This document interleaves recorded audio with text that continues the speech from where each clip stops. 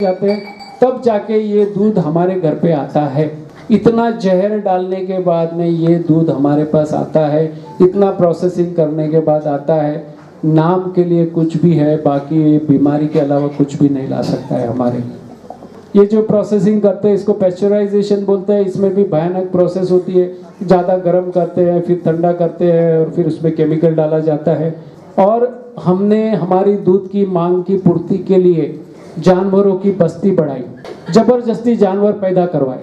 जब तक दूध देते हैं तब तक पाला, जैसे ही दूध कम देते हैं उसको 1 to 4 बराबर है। और बैल दूध देता है उसकी जरूरत है। पहले के जमाने में बैल की जरूरत थी, इसलिए गाय को संभालते थे, क्योंकि खेती में और बैलगाड़ी में उसकी जरूरत थी। तो बैल को संभालो और तो गाय को भी संभालो। आज की तारीख में बैल की जरूरत तो है नहीं, और दूध की इंडस्ट्री के लिए कुछ नुकसान ही है, तो उसका क्या होगा आप सोच सकते हो। और इतना सब करने के बावजूद में जबरदस्ती उसकी बस्ती बढ़ाओ, जबरदस्ती उसकी बस्ती कम करो। गाय भी अगर दूध ज्यादा नहीं देती है, कम देती है, तो उसकी जरूरत नहीं है, तब तक उसने और 2-3 गाय पैदा कर दी है, तो माँ की जरूरत नहीं है, क्योंकि बच्चे आ गए। इतनी स्वार्थी इंडस्ट्री है। तो बस्ती बढ़ाई और बस्ती कम भी की, जबरदस्ती। पैदा करना और मृत्यु देना प्रकृति का नहीं है, आप प्रकृति के हाथ में होना चाहिए। हम लोग ने अपने हाथ में ले लिया, सबसे बड़ा गुनाह किया है। और उस कर्म की क्या सजा होगी आप कभी गुरु जी से पूछ लीजिएगा। उससे भी हमारी दूध की मांग पूरी नहीं हुई, तो हमने नकली दूध, एडल्ट्रेटेड दूध बनाना चालू कर दिया, मिलावट करना चालू कर दिया, वो आप सबको पता है। फिर नकली दूध भी बनाना चालू कर दिया। ये नकली दूध की वीडियो है, लेकिन समय का अभाव है, मैं आपको बताता नहीं हूँ। आपको YouTube में भी मिल जाएगा, ये सब चीज है। अभी देखिए ये कंपैरिजन जरा आप देख लीजिए। बच्चा जब भी पैदा होता है, तभी उसका पैदा होता है, तभी वजन कितना होता है? हाँ,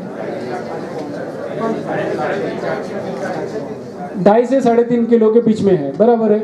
गाय का बछड़ा पैदा होगा तभी उसका वजन कितना होगा, गाय या भैंस का? 15 से 30 किलो। मैंने रेंज रखा है क्योंकि वो हर एक नस्ल के हिसाब से चेंज होता है, बराबर है। तो आप देख सकते हैं वजन का डिफरेंस। गाय का बछड़ा जो आदमी को, बच्चे को चलने में कितने महीने लगते हैं? हाँ, 6 से 9 महीने अंदाज से लगते हैं, बराबर। किसी का जल्दी भी चढ़ता है, नहीं तो 9 महीने 10 महीने भी लगते हैं। गाय का बछड़े को चलने में कितना समय लगता है? इमीडिएट खड़ा हो जाता है, बराबर है। आदमी जो वंशवृद्धि कितनी उम्र के बाद कर सकता है? स्त्री हो या पुरुष हो, 15-18 साल के बाद में हो सकता है, बराबर है। गाय कभी कर सकती है 1.25 साल की उम्र से वंशवृद्धि कर सकती है, और करवाते हैं आज की तारीख में। तो वो जल्दी एडल्ट बन जाती है, गाय जल्दी एडल्ट बनती है। क्या होता है, मनुष्य को एडल्ट होने में ज्यादा टाइम लगता है। मनुष्य को एडल्ट होने में कितने साल लगते हैं? 18 से 20 या 25 साल पकड़ के चलो, बराबर है। गाय को एडल्ट होने में कितना टाइम लगता है? 1.25 से 1.5 साल 2 साल के बीच में एडल्ट हो जाती है, बराबर है। गाय का दिमाग कितना बड़ा है? मनुष्य से 2.5 गुना छोटा है। शरीर बड़ा है, दिमाग 2.5 गुना छोटा है। या आदमी का दिमाग गाय के दिमाग से 2.5 गुना बड़ा है। आदमी की अगर प्राकृतिक लाइफ कितनी है? 100 साल से ऊपर है। कितनी है? और ये जानवर की प्राकृतिक लाइफ कितनी है? 15 से 25 साल के बीच में। पर अगर अब आदमी दखल अंदाजी ना करे तो इतनी लाइफ है, बराबर है। आदमी 2 पांव पे चलता है, गाय कितने पे चलती है? 4 पे। अभी ये जो भी बात करते हैं ना, कैल्शियम, फैट, प्रोटीन, विटामिन वगैरह, गाय में हमको चाहिए उससे 2 से 4 गुना ज्यादा होता है। हमारा शरीर उसको पचा नहीं सकता है, और हमारे बॉडी को एक्सेप्टेबल नहीं है। मैं कोई टेक्निकल वर्ड नहीं यूज कर रहा हूँ, लैक्टोज इंटॉलरेंस, केसिन, ये वो वगैरह नहीं हो रहा है, लेकिन हमारा बॉडी उसको पचा नहीं सकता है। इसीलिए बहुत जगह तो देखो, जैसे ही बच्चे को बाहर का दूध देता है उसको बीमारियां चालू हो जाती है, और फिर हम लोग जाके चाइल्ड स्पेशलिस्ट के पास, पीडियाट्रिस्ट के पास पटक देते हैं। फिर वो दवाई के चक्कर में, वही इंजेक्शन, वही वैक्सीन के चक्कर में फंसता है, और बीमारियों के चक्कर में फंस जाता है। और मैंने आपको बताया था कि ये दूध में क्या क्या मिलावट होती है। देख लीजिए, ये सब मिलावट वाला दूध आपके पास आता है। यूरिया डाला जाता है, formalin, detergent, caustic soda, bleaching powder, colour डाला जाता है, पेंट डाला जाता है, blotting powder, hydrogen peroxide, carbonates, sulphates वगैरह वगैरह, काफी बड़ा लिस्ट। नीचे देखिए शैम्पू भी डाला जाता है। ये सभी चीज आता है, और ये गवर्नमेंट की वेबसाइट पे दिया है। कहाँ पे दिया है? गवर्नमेंट ने लिखा है। कोई बढ़ा चढ़ा के हम लोग नहीं बोलते हैं। और ये दूध आप पी रहे हैं। कौन सा दूध पीता है इंडिया? हाँ, नकली दूध पीता है। अतिचार सूत्र में क्या लिखा गया है? हिंसा के बारे में अतिचार सूत्र में लिखा गया है। जानवर को बांधना, जानवर को मारना, उसके कोई अंग काटना या उसका कोई अतिरेक यूज करना ट्रांसपोर्टेशन में, या उसको भूखा रखना, ये सब हम नहीं कर सकते। उसकी अनुमोदना भी नहीं कर सकते हैं, करेंगे नहीं, करवाएंगे नहीं, और उसको हम सपोर्ट भी नहीं कर सकते। अभी आज की डेयरी जो है, हमको दूध ज्यादातर कहाँ से आता है? डेयरी से, बराबर है। आप लोग कितने जन इसमें से डेयरी में जाके आए हैं, राउंड मार के आए हैं? हाँ, कितनी बार गए हैं? हाँ, अभी यहाँ पे देख लीजिए इसकी रियलिटी क्या है, देख लीजिए। ये देखिए, एक बच्चे का दूध छीना गया, 7 महीने गर्भवती एक बच्चे का दूध छीना हमारे लिए इंजेक्शन दिए जाते हैं जानवर को बार बार अलग अलग पशुओं पे साफ किए बगैर ही इस्तेमाल किया जाता है। हर समय नहीं होता। ये अभी ये जो है पशुओं के मशीन से दूध निकाला जाता है पर भी अभी देखिए जबरदस्ती से हो रहा है, पशुओं को काफी दर्द होता है। अभी देखो ये क्या हो गया, खून निकल गया और खून दूध में आया। सीमित तबेलों में पाला जाता, कुछ ऐसी भयानक घटना और ये सब रियल है, वजह से दूषण का डर था। ये देखिए क्या है, इसका हालत देखो, यही दूध हमारे घर पे आता है और दूध के पत्रों और बाल्टियों पे बैठी हुई पाई गई, जिससे दूध के दूषित होने कई बार इन बछड़ों को ये जो है मैंने बताया नर बछड़े का कुछ काम ही नहीं है, जहाँ पर इनको चमड़े रोज का है, वहाँ पे कुछ गलत नहीं है,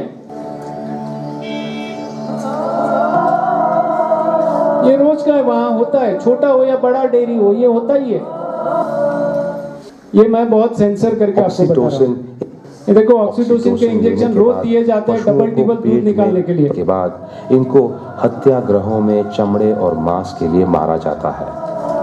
पशुओं को ऐसे प्रदेशों में ले जाया जाता है जहां पे उनकी कानूनी तौर कमर की हड्डियां, यहां तक कि उनके सींग भी टूट जाते हैं। और तरीका है उनकी आंखों में मिर्च और तंबाकू लगाना। पशुओं को एक दूसरे के सामने ही मार दिया जाता है। तेज धार वाली छुरी का प्रयोग न। ये तस्वीर देखिए, ये देखिए हमारे जो है जहाँ से दूध आता है। अभी ये देखिए भैंस की डिलीवरी कैसे करते हैं, देख लीजिए, देखिए डिलीवरी कैसे करते हैं, ये तरीका है। और ये पूरे इंडिया के सीन है, कोई बाहर के नहीं है। ये देखिए इसमें खून निकला है, वो खून दूध में आता है और ये वहां पे फिर पस बनता है। खून और पस दोनों दूध में आते हैं। इसको क्या, कौन सा दूध कहेंगे? शाकाहारी दूध क्या कहेंगे इसके लिए? आप सोचिए। अभी दूध के बारे में ये जो चीज है शायद बहुतों के ध्यान में आई नहीं आई पता नहीं है। दूध में खुद में ग्रोथ हार्मोन होते हैं, बच्चे को जल्दी विकास हो उसके लिए आते हैं, बराबर है। और हम वो जानवर के ग्रोथ हार्मोन्स हम लेंगे तो हमारे पे क्या असर होगा? दूसरे वो जानवर ज्यादा से ज्यादा दूध दे उसके लिए भी उसको हार्मोन्स के इंजेक्शन दिए जाते हैं, एंटीबायोटिक्स के इंजेक्शन दिए जाते हैं, अपना ऑक्सीटोसिन के इंजेक्शन दिए जाते हैं। वो सब दूध में मिलके हमारे साथ में आएंगे, दूध में आएंगे, तो दूध पे क्या असर होगी? कभी आपने सोचा है? उसका और हमारा विकास अलग है, वो तो आप सभी जानते हैं। तो क्या असर क्या होगी? आपको बता दूं साहब जी, आज की तारीख में पेरेंटिंग बहुत डिफिकल्ट हो गया है। पहले तो आधा डजन पौना डजन बच्चा पैदा करते थे, पता भी नहीं चलता है। कभी बड़ा हो गया, शादी के लायक हो गया, तब पता चलता ये तो बड़ा हो गया, अभी इसकी शादी करनी पड़ेगी। कभी तो माँ बाप को सीरियल नंबर भी ठीक से पता नहीं था। आज तो एक बच्चा है लेकिन उसमें भी टेंशन हो गया। पेरेंटिंग बहुत डिफिकल्ट हो गया। क्यों?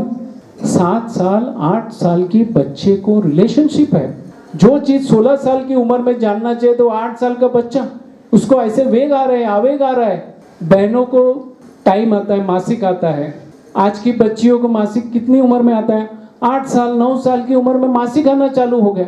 ऐसी खुराक हम खिला रहे हैं कि बच्चे को वेग आता है, आवेग आता है, गलत काम कर सकते हैं, कर लेते हैं बच्चे।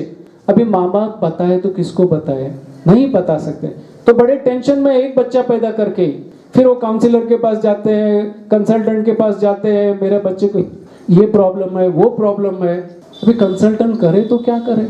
आपने गलत खुराक दिया जिसकी ये असर है, विगई कला वाला बहुत सारा इतना सारा खिला दिया तो बच्चे में ये होना ही था।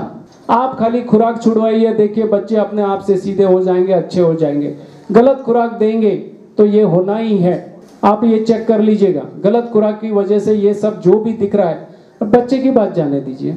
आज 50-60 साल का आदमी बोल सकता है मेरे पे खुद को काबू है। न्यूज़पेपर पढ़िए, 60 साल 70 साल का आदमी संयम खोता है, घर वाले भी सिक्योर नहीं है उससे। क्यों होता है ये सब? जब तक आप गलत खुराक लेंगे तो विकार वासना आप में पैदा होगी, आप कुकर्म करेंगे। तो ये गलत खुराक छोड़ना अनिवार्य है। बाकी आप कितना भी तप कर लो, लेकिन ये अगर लेके करेंगे तो कुछ फल नहीं मिलेगा। और जिन्होंने ये छोड़ा है उसको रिजल्ट मिला भी है, तो आप खुद देख लीजिएगा ये कितना इंपॉर्टेंट है, दूध और डेयरी प्रोडक्ट्स और विगाई का त्याग। और दूसरा जो है, ऐसी बीमारी आती है जिसको रिवर्स करना भी बहुत डिफिकल्ट है, बहुत डिफिकल्ट है। और दूध को हम लोग ने क्या समझा है, एसिडिटी हो गई दूध पी ले, बराबर है, ऐसे ही करते हैं ना। दूध खुद एसिडिक है और हमको गलत बताया गया कि दूध पीने से एसिडिटी दूर होती है, दूध छोड़ने से एसिडिटी दूर होती है। अभी ये जानवर को दिखता है एक होल है, दिख रहा है, ये होल क्यों बनाया है? ज्यादा से ज्यादा दूध मिले, इसलिए जानवर को क्या खिलाएंगे, कभी पछता है, क्या होता है, वो सब चेक कर करके उसका खुराक चेंज करते हैं। तो कितनी पीड़ा देंगे हमारे दूध की मांग के लिए? कोई हद नहीं की, हमने छोड़ दिया है क्योंकि हमारी दूध की डिमांड बढ़ रही है तो वो लोग कर रहे हैं। अल्टीमेटली हुआ क्या है, अभी ये देखिए, ये जो गाय जो है जिसको हम गौ माता कहते हैं, वो एक क्षण भी सुख का अनुभव नहीं करती है।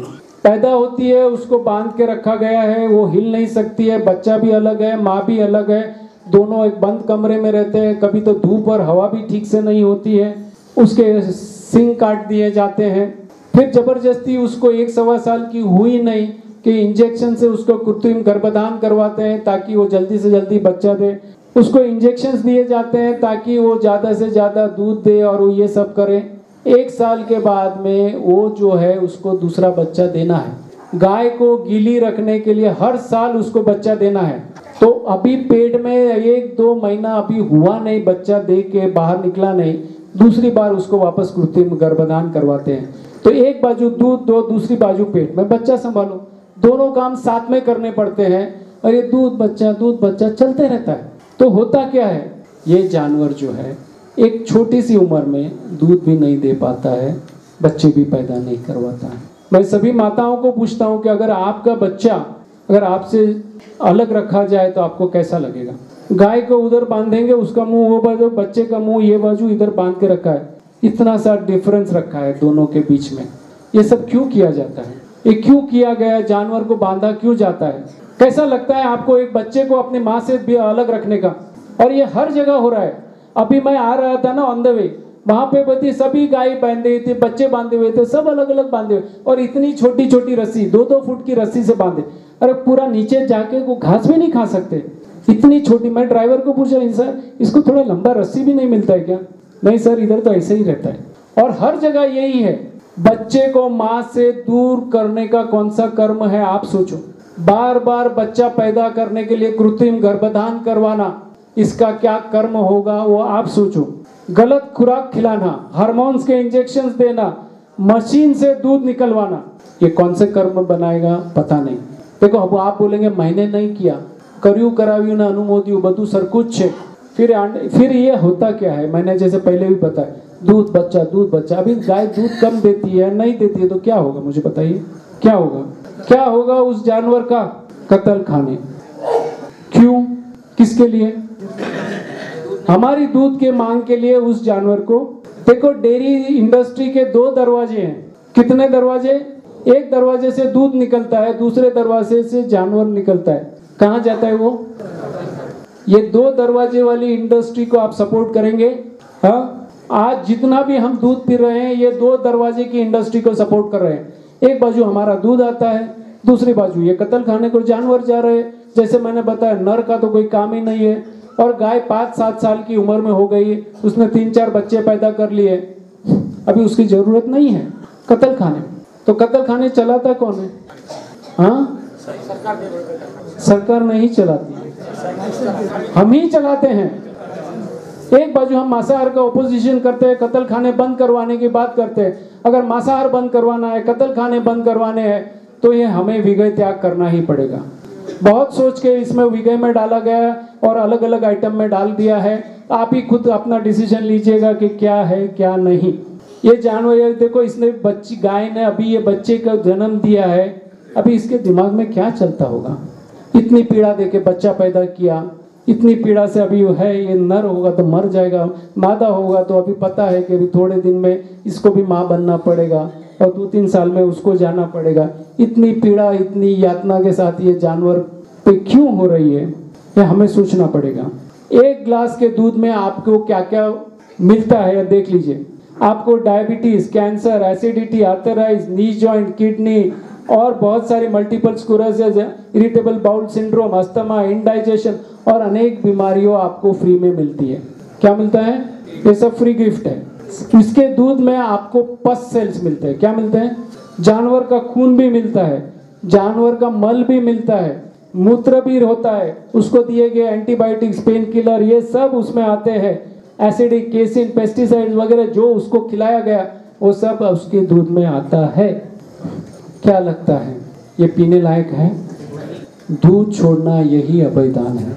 अभी महाराज श्री यहाँ अभयदान की बात कर रहे थे, तो अभयदान करना है तो दूध और दूध के आइटम छोड़ना वही सही जीव दया है, वही अभयदान है।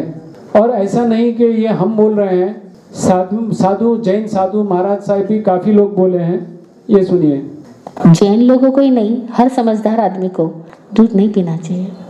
और आप सबको पता है वेस्टर्न में कितना बड़ा आज वेगनिज्म का कल्चर चल रहा है। लोग वेगन बन रहे हैं, मतलब नॉनवेज तो छोड़ ही रहे हैं, वेगन्स बन रहे हैं। वो कह रहे हैं कोई भी मिल्क प्रोडक्ट काम में नहीं लेना। और हैरान हो गए, मैं जैन समाज के सामने एक बहुत बड़ी सच्चाई जाहिर करने जा रही हूँ कि जैन सूत्रों में जैन लोगों को ही नहीं, हर समझदार ભીતરથી શાંતિનો અનુભવ થાય કે પરમાત્માની કૃપા એના માટે હું પરમાત્માને પધરાવું છું। પત્નીને બહુ શણગારી, દીકરા બહુ શણગાર્યા, ઘર બહુ શણગાર્યા, હવે ભગવાનને શણગારી લો જેથી મારો આત્માનો શૃંગાર થાય અને આત્માનું દર્શન થાય। આવો જ ભાવ, આવા ભાવની આડે આવે છે દૂધ। શું આડું આવે? હા, સમજી ગયા? આવો જે ભાવ લાવવો છે એની આડું શું આવે છે? હકીકતમાં તમારા હૈયા ન પલળે એનું કારણ તમારું दूध દઈને ઘી આ આહાર એવા છે, આટલા ઢોળ વાગે, આટલા નગારા વાગે, છતાં પણ પૈસાનો મોહ ના ઉતરે। આનું કારણ શું? આટલા ઢોળ વાગે, આટલા નગારા વાગે, આટલું ગાજી ગાજીને અમે તમને કહીએ આ તમે 3 મહિના દૂધ દી બંધ ના કરો। હું માત્ર 3 મહિના માંગુ છું, તમે 3 મહિના માટે दूध दहीने घी बंद करो, मात्र 3 महीना માટે તમારો અનુભવ તમને કામ લાગશે। મેં બંધ કર્યું છે અને મને અનુભવ થયો, બહુ સ્પષ્ટપણે કહું છું, એનાથી આત્મ જાગૃતિ વધે છે, એનાથી આત્માનો આનંદ વધે છે, એનાથી ઉપાસના વધે છે, વાસના ઘટે છે। આ બધો લાભ પ્રાપ્ત થાય છે। તમારો એશિયન પેઇન્ટ કલર वो એનિમલ આ બધું છે એટલે હું હમણાં જરા સમયનો અભાવ છે એટલે જઉં છું બહાર, કટ કરું છું। હા ચલો,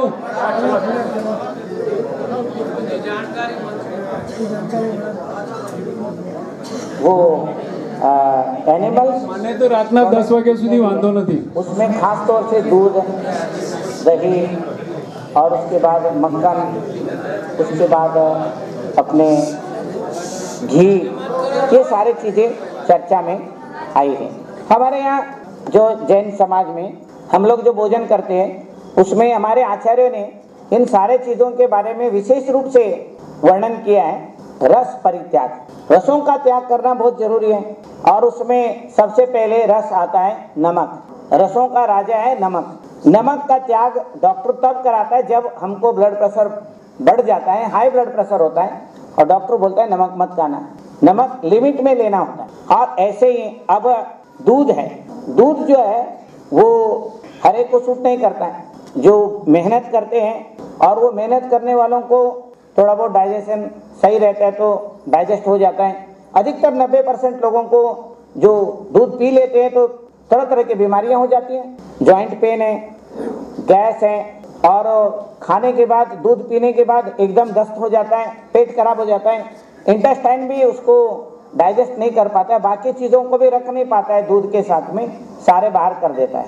महानुभाव, ऐसे में दूध जो है एक रस और उसका त्याग करने का हमारे भगवान महावीर स्वामी या उनके आचार्य परंपरा में रस परित्याग में दूध का भी त्याग। कहाँ से उत्पन्न होता है, कहाँ से ला रहे हैं? अधिकतर दूध तो केमिकल से बन रहा है, उससे तो बीमारी है ही, जहर है ही वो। हमें भारत जो है सबसे बड़ा जानवर के जो है बीफ एक्सपोर्टर है। बीफ मीन्स गाय और भैंस का दूध मांस एक्सपोर्ट करने वाला राष्ट्र कौन है? आज़ादी के समय ना भारत का कोई नाम ही नहीं था, आज भारत नंबर 1 हो गया है, तो कोई अच्छी बात है? गाय और भैंस का मांस सबसे ज़्यादा भारत हो रहा है। भारत की प्रजा मांसाहारी हो चुकी है। आज़ादी के वक्त 30% बस्ती मांसाहारी थी, 70% शाकाहारी थी। आज पूरा उल्टा हो गया है, 70% मांसाहारी है, 30% शाकाहारी हो गई है। क्यों? क्योंकि मांस बहुत ज़्यादा बना, बहुत सस्ते में बिका, तो सभी लोगों ने खाया। तो मांसाहार बढ़ाने में रोल किसका? और ये डेयरी में से निकला है। डेयरी की दूध की मांग बढ़ाई, इसलिए मांसाहार बढ़ा है। तो दूध पीने वाले को एक बार सोचना चाहिए, क्या हमें इसकी जिम्मेदारी से छटकना चाहिए? जब तक आप दूध पीते रहेंगे तो उधर से जानवर निकलते रहेंगे और उनकी कत्ल होती रहेगी, और कत्ल से फिर मांसाहार बढ़ेगा, कत्ल खाने बढ़ेंगे। तो कत्ल खाने बंद करवाने हैं, मांसाहार बंद करवाना है, तो ये जो विजय है उसका त्याग अनिवार्य है। बहुत सोच के शास्त्र में लिखा गया है। और ये देखिए आज का ये रिपोर्ट है, ये गवर्नमेंट का रिपोर्ट है कि 89% दूध जो है मिलावटी है। क्या है? WHO वर्ल्ड हेल्थ ऑर्गेनाइजेशन ने वार्निंग दी है कि अगर इसी क्वालिटी का अगर आप दूध पिएंगे तो 2025 में 87% आदमियों को कैंसर हो सकता है। 2025 में साल कितने बचे? 6। आज भी हम देखो कितने कैंसर हो गए, कितने रिलेशन में कितने कैंसर है। स्त्रियों को ब्रेस्ट के कैंसर, PCOD, ये कैंसर, प्रोस्टेट कैंसर, ये कैंसर कितने हैं।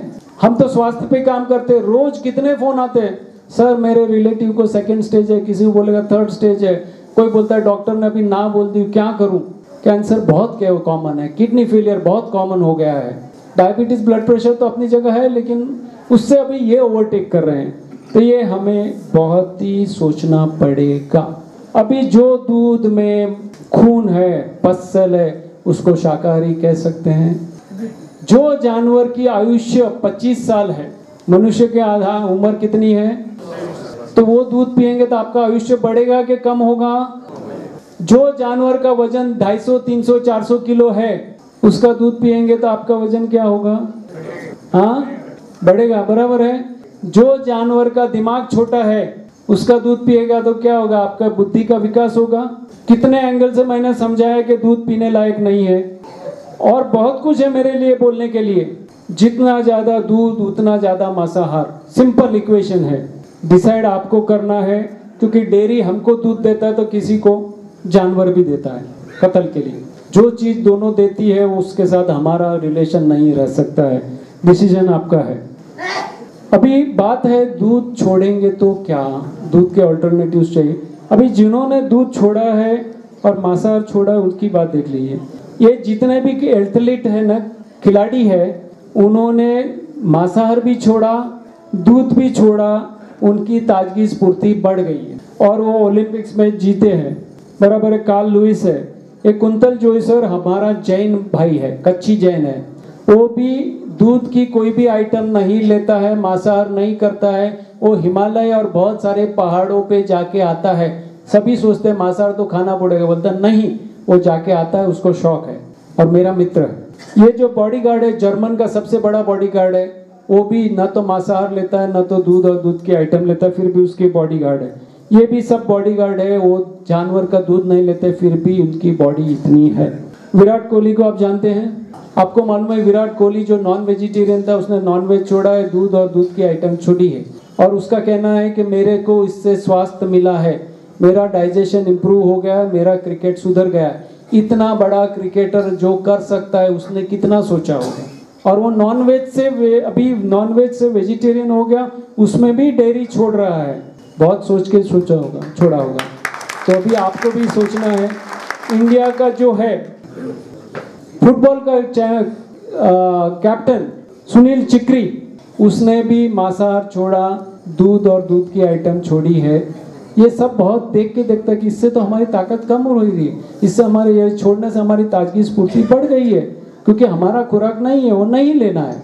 अभी देखिए, मैं तो मेरे जितने भी सेमिनार्स होते हैं वहाँ पे सबको पूछता हूँ कितनों को अभी दूध छोड़ना है, तो सभी खड़े हो जाते हैं और ये प्रण लेते हैं कि हम दूध छोड़ रहे हैं। फिर 6 महीने के बाद कभी वापस जाता हूँ, अरे साहब उस दिन से छोड़ा, वो छोड़ा, अभी तक नहीं पिया। और वो सभी मांसाहारी थे या कोई भी पढ़े लिखे थे नहीं थे, जो भी थे वो किया हुआ है। ये जो है प्रण ले रहे हैं। अभी ये देखिए बच्चे हैं, नहीं है, ये देखिए बच्चे के वीडियो देखिए। हम मांसाहार का त्याग करते हैं, दूध और डेयरी प्रोडक्ट्स का त्याग करते हैं, हम जीव दया कर रहे हैं और यही इससे हमें स्वास्थ्य मिलेगा, सुकून मिलेगा, पूर्ण प्राणी जगत हमें आशीर्वाद दे रहा है। ये बच्चों को रखा गया था स्कूल में, बच्चे को समझाया गया, सभी बच्चे अपने आप से तैयार हो गए थे। अभी मेरा वलसाड़ में सेमिनार था, वहाँ पे ये जो सुरेश भाई करके हैं, उन्होंने ये सब सुना, उन्होंने बोला आप जो बोल रहे हैं सब 100% सही है, हम लोग यही करते हैं। आज की तारीख में मैं डिक्लेयर करता हूँ कि मैं मेरे में जो 20 गाय है और 2 बैल है, वो सभी का जो है मैं बंद कर रहा हूँ, मेरी डेयरी बंद कर रहा हूँ। और उनका बाद में थोड़े दिन के बाद फ़ोन भी आया कि मैंने बंद कर दी है, अभी मैं ऑर्गेनिक फार्मिंग करने वाला हूँ। क्योंकि बोलता है कि फार्मिंग में भी बहुत गलत हो रहा है, इतनी दूधी है, इंजेक्शन देंगे दूसरे सूबे, इतनी बड़ी हो जा रही है, तो मुझे ये सब गलत लग रहा है, तो डेयरी तो मैं बंद कर रहा हूँ, मैं ऑर्गेनिक फार्मिंग के लिए पूरी अपना जो भी समय और जो भी जगह है उसका यूज़ करूँगा। तो ऐसे भी जीव रहते हैं जो ऑर्गेनिक फार्मिंग की बात करते हैं। और मैं आपको बता दूं कि आपको दूध के ऑप्शंस बहुत अच्छे हैं, बहुत सिंपल है। आप घर पे निकाल सकते हैं, कोकोनट मिल्क निकाल सकते हैं, पीनट मीन सींग में से भी दूध निकाल सकते हैं, बादाम से भी दूध निकाल सकते हैं, सोया से भी दूध निकाल सकते हैं। ये सब चीज़ घर पे कर सकते हैं, सस्ती है, प्योर है, अच्छी है, स्वास्थ्य के लिए अच्छी है और द्विदल इसमें कोई सवाल नहीं आता है। और ये ज़िंदगी के कौन से भी समय में पियो, किसी भी जीव पे कोई बोझ नहीं पड़ता है। अभी एक देखिए, ये सिंपल मैं आपको वीडियो बताता हूँ, कोकोनट से मिल्क कैसे निकाल, आप सभी को पता होगा। एनीवे, ये जो है हम लोग खोपरे की चटनी तो बनाते हैं ना, वैसे ही करना है। उसमें ज़्यादा पानी डाल के हिला देने का है, फिर वो गलने में डाल के उसको पीस देना है, तो जो निकल जाता है खोपरे का दूध है, और बाकी का जो बचा है उसको वापस डालो, वापस पानी में डालो और वापस घुमाओ, उसमें से जो पतला दूध निकलेगा उसमें से छाछ बना लो। और बाकी ये है, एक बड़े जो खोपरा होता है जो फोड़ते हैं हम लोग, उसमें से करीब 1.5 से 2 लीटर दूध मिलेगा और करीब अच्छे से अच्छी छाछ बना सकते हैं। और ये इंस्टेंट छाछ बनती है, टेस्टी छाछ बनती है, स्वास्थ्यवर्धक बनती है, आपके घर में रोज बना सकते हैं। तो ये बहुत ही इजी छाछ मैं बता देता हूँ, आपको बता देता हूँ। उस जो पतला पानी है उसमें नींबू डालना है, थोड़ा मसाला डालना है, छाछ मसाला डाल दो और उसको हिला दो, छाछ तैयार। दही की जरूरत। वैसे हम लोग दही भी बनाते हैं, पीनट दही बनाते हैं, सोया दही बनाते हैं, पनीर भी बनाते हैं, आइसक्रीम भी बनाते हैं, हर चीज बनती है, हर चीज का ऑप्शन हमारे पास है। हाँ,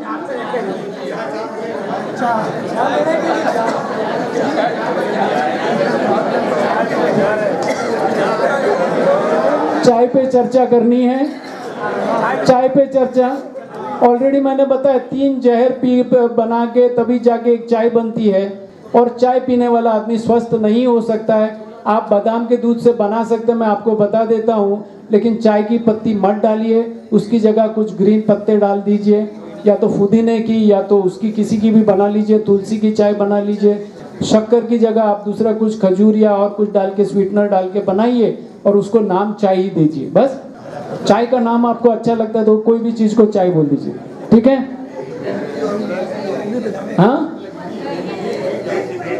मैंने वो जो चीज है मैं आपको उसको बता दी, आप तुलसी और पुदीना ही डालो, वो स्वास्थ्य के लिए ऐसे भी अच्छे ही है। और शक्कर की बजाय जो है खजूर के साथ में पीस के डाल दो, और चाहिए तो थोड़ा गर्म करके ले लो, हो जाएगा। नहीं, ग्रीन टी आती है, सब होती है, अल्टीमेटली वो प्रोसेस्ड है। पैक फूड, टीन फूड में प्रोसेसिंग होता है, वो स्वास्थ्य के लिए क्वेश्चन मार्क हमेशा रहेगा। पत्ती होती है, सब होती है सर, ये प्रोसेसिंग होके आती है। उससे अच्छा मैंने तुलसी और पुदीना लेके आए हुए डाल दे हुए ना, कहाँ तकलीफ है। तो अभी आपको क्या लगता है, दूध पीने लायक है? चाय पीने लायक भी नहीं है, बराबर है। और मैं आपको बता देता हूँ, सुनिए, मेरी बहन मीना यहाँ पे है, अगर आपकी इच्छा होगी तो एक बार आपको छाछ पिला देगी, बिल्कुल बना के पिला सकती है। हाँ, विगय बताया गया है, विगय बताया गया है। बाकी इसके डिटेल में जाएंगे तो ये हमारे पाचन में, हमारे मन में विकृति लाता है, ये पाचन में थोड़ा तकलीफ ही है। शक्कर तो जहर ही है, जितनी ज्यादा प्रोसेसिंग उतना ज्यादा प्रॉब्लम, सिंपल है। तो ये सब चीज है, मैंने आपको बताया है। अभी मैं जो है सबको खड़ा करता हूँ, यहाँ मैं नहीं करूँगा, जो भी है गुरुजी और आप है, आप सभी डिसीजन लीजिएगा। मैंने मेरा आपको बता दिया है, जितना भी समय था उस शायद 2-3 मिनट और भी बढ़ गई है। आप सभी ने बड़ी ध्यान से मुझे सुना। हाँ, मैं मुझे नहीं, अभी नहीं, मुझे प्रॉब्लम नहीं है, मेरे पास और भी काफ़ी समय है, लेकिन समय की एक मर्यादा होती है और उसका आदर करना जरूरी है। गुरुजी यहाँ पे आए हैं, तभी हम उनको सुने, उनको क्या बोलना है, ठीक है। हाँ, एक्चुअली देखो, मैं आपको दूध का पक्षाल के लिए बता देता हूँ। पहले क्षीर सागर था, उसका सब दूध का जैसा कलर था, दूध नहीं था, आप समझ लीजिए। तो सफेद कलर लाने के लिए उन्होंने पहले थोड़ा दूध डाला था, फिर दूध पे ही आ गए, ये गलत है। और आपको पता है, गलत दूध डालो और सफाई ना हो तो क्या होगा, उधर क्या होता है पता है आपको, कितने कीड़े होते हैं। पानी से करो, क्या तकलीफ है। तो धर्म को सही मार्ग पे रहने दो, अहिंसा के मार्ग पे रहने दो, अनेक जीवों की उत्पत्ति होती है। तो अब हम, मेरा नंबर नहीं, YouTube पे आपको मिलेगा। अगर इसका रिकॉर्डिंग उन्होंने किया है तो मैं YouTube पे डाल दूंगा, आप देख सकते हैं, उसमें कोई प्रॉब्लम नहीं है। और मेरे लिए तो शायद 300-350 लेक्चर हो चुके, तो मेरे लिए कुछ नया नहीं होता है। आप लोगों ने इतनी बड़ी शांति से, इतनी बड़ी संख्या में मुझे सुना है, इसलिए आप सभी का धन्यवाद। और किसी के कुछ प्रश्न होंगे तो मैं उनका जवाब दे दूंगा। अभी मेरी, हाँ, किसका, मेरा फ़ोन नंबर चाहिए तो लिख लीजिए। नाम मेरा प्रदीप शाह, 9096 697773। हाँ, 697773। देखो, बहुत ही संक्षिप्त में मैंने बताया था, क्योंकि समय जितना था उसमें मुझे पूरा करना था। बाकी मुझे मौका दिया जाए तो मैं 6 घंटे एक ही विषय पे बोलूँ, और वैसे मेरे पास 50 विषय है बोलने के लिए। वो ले लीजिए ना सर, उसमें कोई भी दे देगा। 9096 697773। हाँ, वो हम बात कर लेंगे, बाद में बात करेंगे। तो मेरी इच्छा है, आप लोग ने तो मुझे सुना, अभी गुरुजी यहाँ पे है, मेरा सौभाग्य है। मैंने आपको भी सुबह दोपहर को सुना था, यहाँ पे पाठ पे बैठे थे, गुरुजी को भी सुना है। हाँ हाँ, अभी मुझे ये बताया गया है कि हमारे सब, देखो एक चीज़ है, जरा साहब जी 5 मिनट लो तो चल से। कब्ज एक कॉमन प्रॉब्लम है, आपको पता है या नहीं, आप सभी को कब्ज है। मल विसर्जन आसानी से नहीं हो रहा है, जोर लगाओ, नीचे से कुछ निकलता नहीं, ऊपर से पसीना निकलता है। आज ये हालत हो चुकी है, 2-2, 3-3 दिन तक नीचे से कुछ निकलता नहीं, ऊपर से डाल करते हो, नीचे से कुछ निकलता नहीं। ये बहुत ही दयाजनक स्थिति है। शरीर को अपना काम खुद करना चाहिए। इधर से डाला, नीचे से निकला नहीं, तब तक इधर से डालना नहीं। आज ये लेके जाइए, अगर निकला नहीं तो डालूंगा नहीं। और टेम्पररी एक सपोर्ट मैं आपको दिखा दो, आपने कायम चूर्ण, इसबगुल वगैरह बहुत सारी चीज ली होगी, इससे क्या रिजल्ट मिला, क्या नुकसान हुआ, वो आप जानते हैं।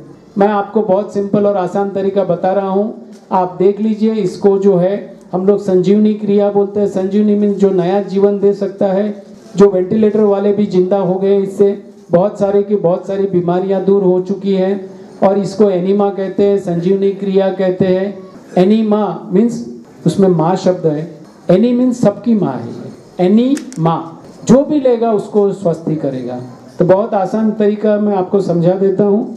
ये जो है ये डिब्बा है, ठीक है, इसमें आपको पानी भरना है, इस माप इधर मार्किंग है वहां तक पानी भरना है। बॉडी टेम्परेचर होना चाहिए, ज्यादा गर्म नहीं ठंडा भी नहीं होना चाहिए, ठीक है। आप उंगली डाल के रखो, आराम से रख सकते हो, उतना टेम्परेचर होना चाहिए। सादा पानी, कोई कुछ नहीं करना है। ये पानी भर देने का, आप सुबह मल विसर्जन को जाओ, हो गया तो कर लो, नहीं होगा तो जबरदस्ती नहीं करना है। ये जो पानी है यहाँ पे ये ट्यूब अलग है और ये नल अलग है। ये पोजीशन में नल बंद है, ये मैंने ट्यूब लगा दिया, ठीक है।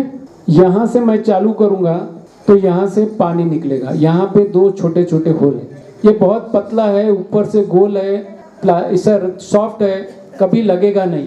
पानी आने के बाद में इसको यहाँ से पकड़ के धीरे धीरे धीरे मलद्वार में डालना है। पानी अपने आप से, ये ऊपर है 4 फुट ऊपर है तो पानी अंदर चढ़ेगा, धीरे धीरे धीरे चढ़ते जाएगा चढ़ते जाएगा। आपको और अच्छा है और आपका स्वास्थ्य अच्छा है तो खमाश ना लेते, वैसे सर नीचे पाँव ऊपर रखना है तो ज़्यादा पानी जाएगा, ज़्यादा देर तक टिका सकते हैं। जितनी देर पानी टिका सकते हैं उतना रखने का। जैसे ही पानी हो गया इसको निकाल के नल बंद करने का, बैठने का थोड़ी देर, फिर जाके एक बार लगे सहन नहीं होता है बैठ जाने का, पानी निकलेगा, फोर्स के साथ कचरा लेके निकलेगा। तो एक बार में सब कचरा निकल गया, पहली बार थोड़ा गया, चाहिए तो दूसरी बार ले लो, फिर से वापस करो, चाहिए तो फिर तीसरी बार करो। तो ये करने से आपका पेट का कचरा साफ हो जाएगा। सुबह सुबह व्हाट ए रिलीफ, क्योंकि जिसका मल विसर्जन नहीं होता उसका दिन बहुत खराब जाता है, आपको पता है। और ये जो है आप इस शुरुआत में दिन में 2 बार लेनी है। धीरे धीरे जैसे जैसे आपकी सिस्टम सुधरती जाएगी उसको धीरे धीरे कम करके बंद करना है। और फिर जब भी आप उपवास करेंगे तभी इसको खास लेना है। उपवास के टाइम एनिमा लेंगे तो आपका उपवास है या बड़ा तप है बहुत आसानी से होगा, बहुत इजीली होगा। और उपवास में कि या फास्टिंग के टाइम जो बीमारियां आती है वो नहीं आएंगी। और आपका जो है आप जो फिर अट्ठाई करो या और बड़ा तप करो, जो भी करना है, माक्षमण करना है, जो भी करना है वो करो, आप आसानी से कर सकते हैं। एक टूल है, बहुत आसान है। जिसको भी चाहिए आप नरेंद्र भाई या मीना बहन को बता दीजिए, सूरत में है तो भी मिल जाएगा या जो भी होगा मैं उनको बोल के ये व्यवस्था हम करवा देंगे। तो आप इनसे बात कर लीजिएगा, नंबर लिखवा दीजिएगा, जो भी करना है वो कर लेंगे। बहुत ही आसान है, सिंपल चीज़ है, 150 रुपये की आइटम है, ज़्यादा महंगे भी नहीं है, ठीक है। हाँ, ये यूज़ एंड थ्रो नहीं है, ये ट्यूब रेगुलर यूज़ कर सकते हैं। 2, 4, 6 महीना जितना भी आप संभाल के यूज़ करेंगे उतना हो सकता है। घर पे ही है, एक ही पॉट में पूरी फैमिली ले सकती है, सबकी ट्यूब अलग रहेगी। बहुत छोटी वाली ट्यूब सबके लिए अलग रहेगी, बाकी ये सबके लिए सेम रहेगा। तो ये सब आपके लिए है, आप इसको लीजिए। बाकी बताने के लिए मेरे पास और भी विषय है, लेकिन अभी समय की पाबंदी है और मुझे भी अभी गुरुजी को सुनना है। तो हाँ, प्राकृतिक खुराक, प्रकृति ने जो पकाया हुआ है, जैसा पकाया हुआ है वो शुद्ध रूप में लेना है, ठीक है। आप सभी का धन्यवाद, thank you thank you thank you. मुझे ध्यान से सुना, इतना मौका दिया, इसके लिए मैं गुरुजी का और सभी ये संघ का मैं धन्यवाद करता हूँ। आप सिर को फिर से मैं प्रणाम।